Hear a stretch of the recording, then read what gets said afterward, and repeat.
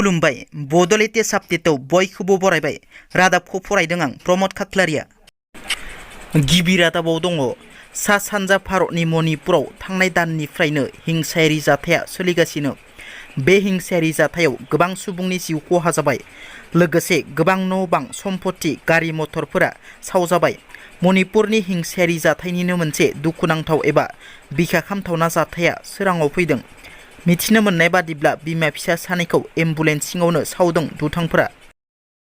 बिजनीआव उत्तम दैमारी मुंनि सासे गान्जा फालांगिखौ हमदों।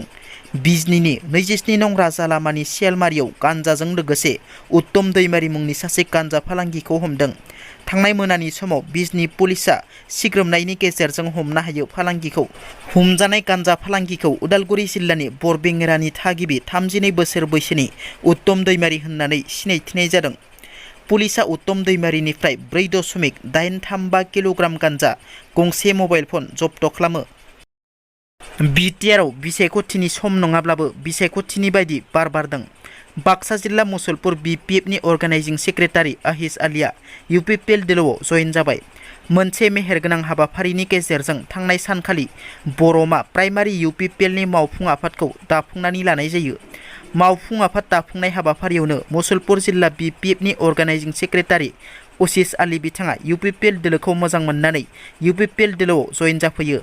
मावफुं सोद्रोमा राकेश ब्रह्म, बाक्सा जिल्ला UPPLनि माखासे दैदेनगिरि, मुसलपुर ब्लक UPPL आरो प्राइमारि UPPLनि माखासे दैदेनगिरिफोरनि नुजाथिनायाव आशिष आलीआ UPPL दोलोआव हाबफैयो। बेसेन बांनायनि आयदायाव बाथ्रा बुंनो हाया हाग्रामा महिलारि बिथाङा। बेसेन बांनायनि सायाव खौरांगिरिनि सोंथियाव हाग्रामा महिलारि बिथाङा बुङो दि बेसेन बांदों बेखौ रायजोआसो हाल्ला खालामगोन। रायजोआ बुंगासिनो, बिनि सायाव सोर मा बिबुंथि लाखिदों लाखिया बेयाव आं फिननाय होनो गोनां गैया एबा सोंथि खालामनो गोनां गैया। सोर मा बुंदों बुंबाय थाथों होनना BTCनि बारग' गाहाय हाग्रामा महिलारि बिथाङा बाक्सा जिल्लानि बर'मा बाथौ आर'जआव बाहागो लानानै बेबादि बिबुंथि खालामो।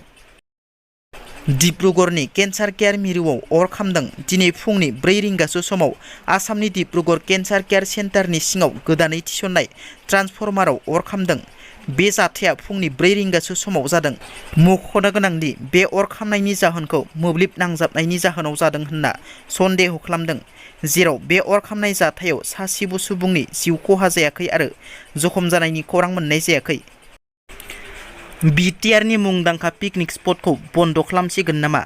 बिटिआरनि मुंदांखा पिकनिक स्पट सरलपारायाव आसामजों लोगोसे गुबुन गुबुन रायजोनिफ्रायबो फैयो। सरलपाराया आसाम नाङैनो मुंदांखा पिकनिक स्पट। नाथाय मोनसे दुखुनांथाव खौरां, बिटिआरनि मुंदांखा पिकनिक स्पट सरलपाराखौ थाबैनो बन्द खालामगोन होनना बिटिआरनि मुंदांखा पिकनिक स्पट सरलपाराखौ थाबैनो बन्द खालामगोन होनना रन्जित बसुमतारिया बुंदों।